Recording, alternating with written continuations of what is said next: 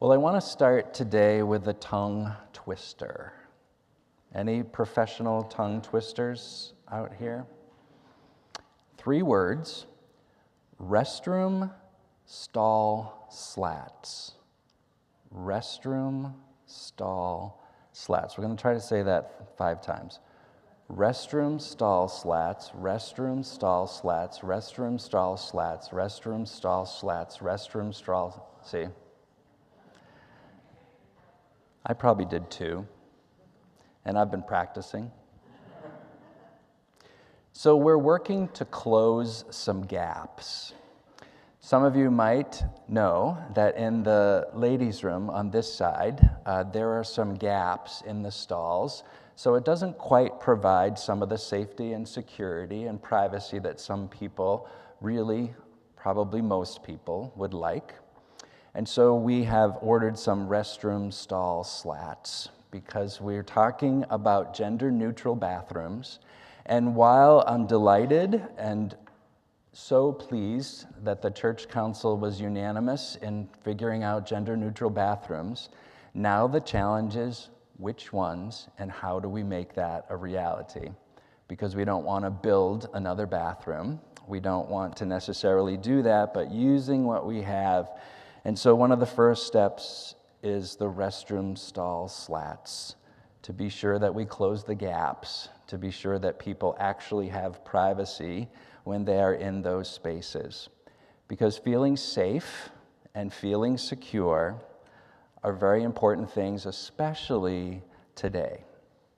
This morning's psalm that Greg shared with us, Psalm 91, acts as a balm for many when they read it, when they hear the music. Maybe they sing some of the songs that are based on Psalm 91.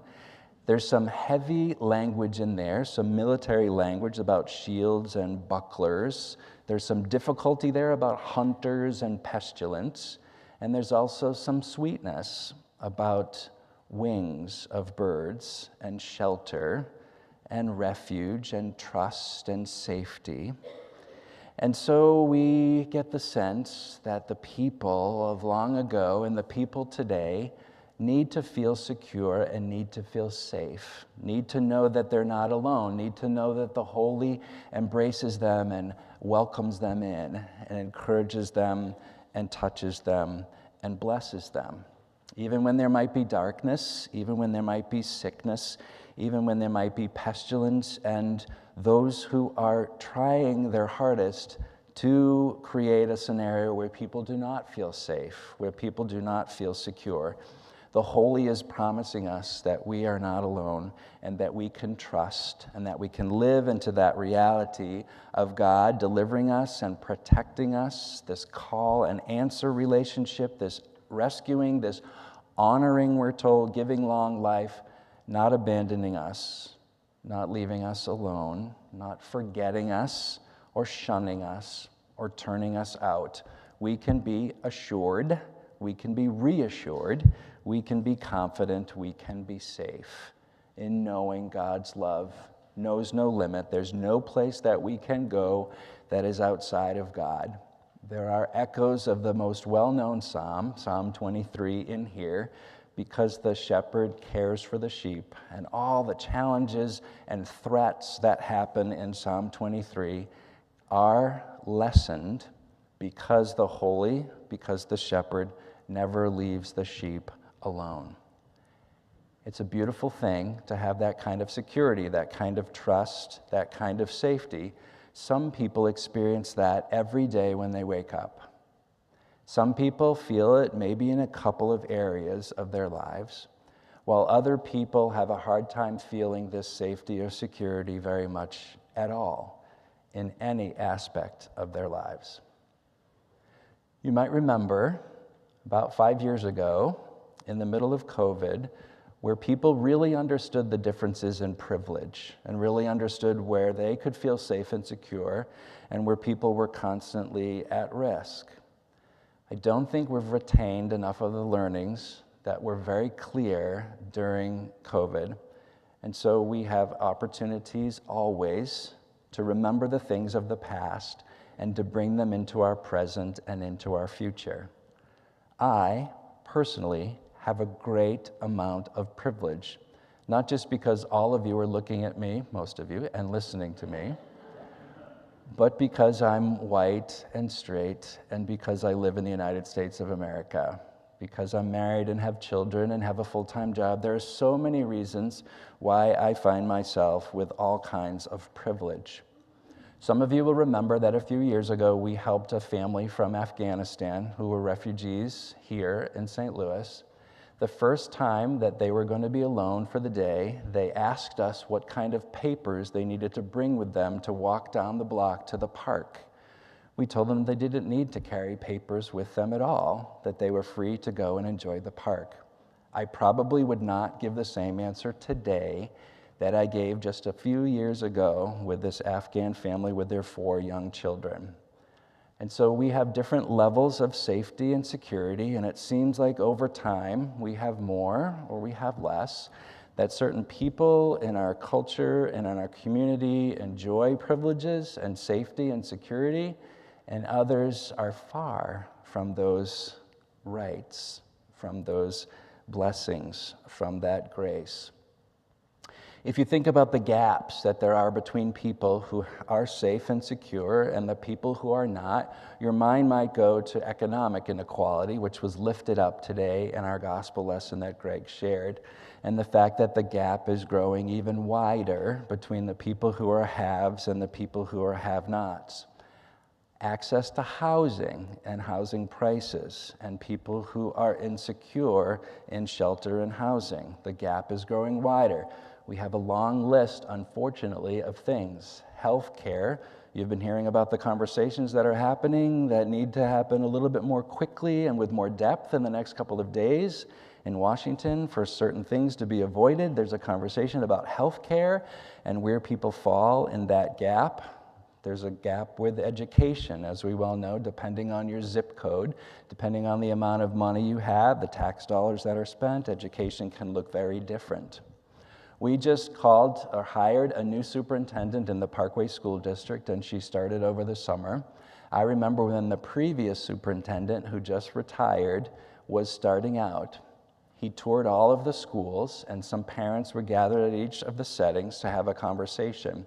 Sorrento Springs Elementary School is our elementary school, which is very close to our house. And we were there having a conversation with the new superintendent and a couple of the school board members, when someone said, "Do you know, superintendent, that of the 18 elementary schools, we are last in math scores?" And so a few people were aghast because they didn't quite realize that they tracked the 18 elementary schools in a variety of ways. And one of the board members said, "Well, honestly, someone has to be last."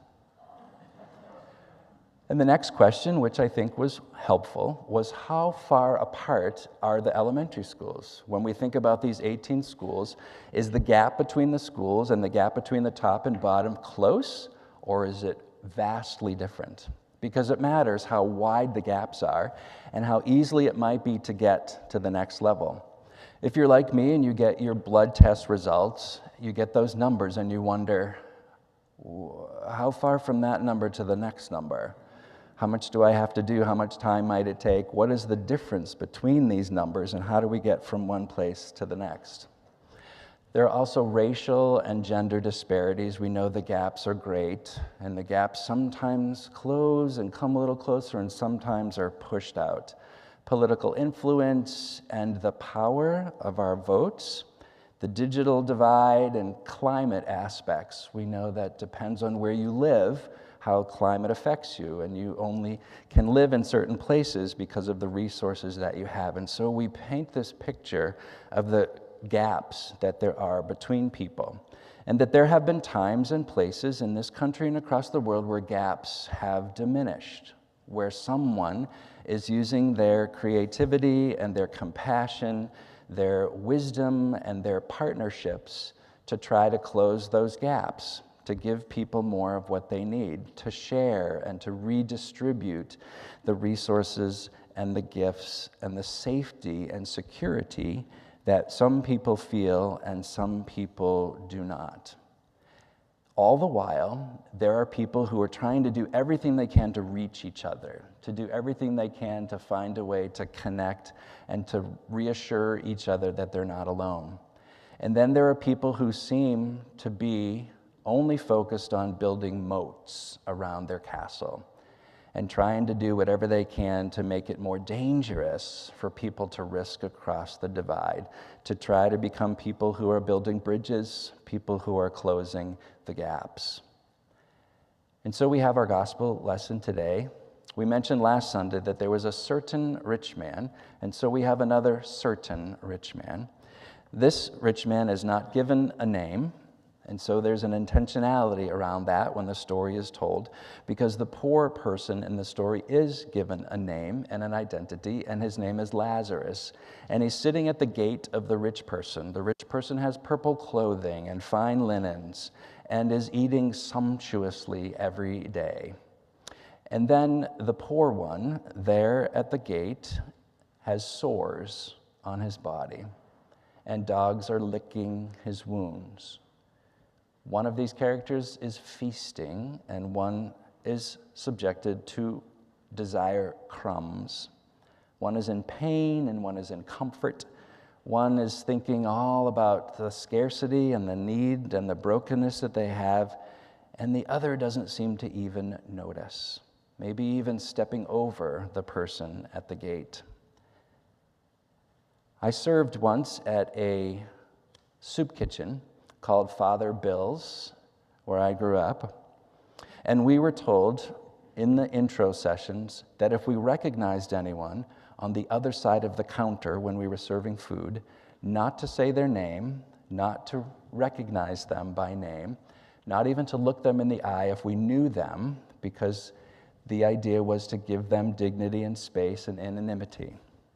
Imagine my shock when I was face to face with a first cousin that I didn't know had come back from college, had fallen on very difficult times, had made some choices that were not the best choices that he could have made. And I followed the line and did not mention that it was me. He didn't say anything. I looked away, and I've thought about that time and time again over the decades. How do I continue to perpetuate that idea that we shouldn't close gaps, that we shouldn't find ways to connect with each other?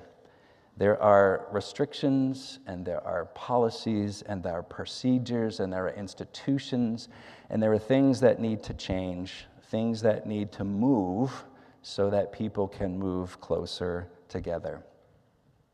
Because we are situated by a couple of hospitals, because we're by the highway, because we're by a bus station, sometimes we have people come to the door that are in need. One time, a gentleman came, and he was very pussy and very oozing, and so I met him outside. My practice is to try to meet people outside, because once people are in, it's hard to get them out if there's a safety issue. And because of our school, it's important for us to keep those safety considerations in mind. The gospel lesson invites us to wake up, not to step over people, to take what the Spirit has been inviting us to be engaged in all along. Nothing in this story is new. There are gaps between people. There is privilege, and there is destitute living, and sores and brokenness. What is different in this story is that the person wakes up to their abundance and realizes that they made a mistake, that they could have done things differently, and that they want their siblings to do things differently. And so they ask if someone can go tell them. And the answer is they've already been told. We all know what we're supposed to be about. We all know that gaps getting wider is not the way forward. It's not the way to celebrate compassion and community. It's not the dream and the hope and the vision that God has for us. St. Francis of Assisi was trying to figure out how to order the community that he was in. And so he began to write down some things that the community would live by. And he sent that list off to Rome, and the Pope said, "This is just quotes from the Gospels. This is not anything new." And you can imagine Pope Francis saying, we haven't quite done that yet. We need to live the gospel, and then we can figure out other things from there. We have a church member who's not here today, but wears a safety pin all the time because he wants to make sure that people know that he is a safe place and that he is committed to finding ways to be a build bridger and to close the chasms. And so we have to figure out how we can go about that as individuals and as a community. I read about a woman in Virginia this week who won the lottery, and she immediately gave it all away because she knew that to keep it would widen the gap between her and other people. That she quickly decided the 3 agencies that she wanted to support, and they were diverse because she knew that there are so many needs, so many gaps. So we know what we need to do.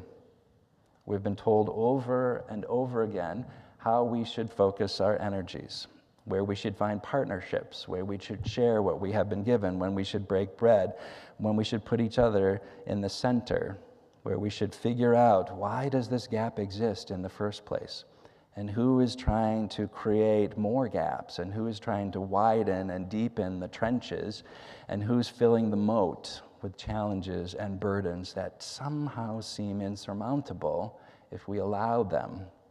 What will we do with our power? What will we do with our energy? What will we do with the gifts that the Holy has given us? Please pray with us. Holy One, we thank you that today we're reminded of something that we already know. It doesn't seem like it's a new task or responsibility, but you invite us to be more intentional and alert about how we follow and how we assess our abilities and how we sense our own privilege and power and how we can put that into place, knowing that we do not do it alone, but that you are with us, that you offer us security and safety, that you allow us to trust and to know goodness and to know grace, but not to hold on to it exclusively, to hoard it, to keep it away from others, but to find ways to be generous, to be lavish, to be prodigal in the way that we listen and in the ways that we serve. And so encourage us, refresh us, awaken us to the simple moments when we can do this work and to the grand planning and conversation and advocacy and modeling and mobilizing that must be done. Amen.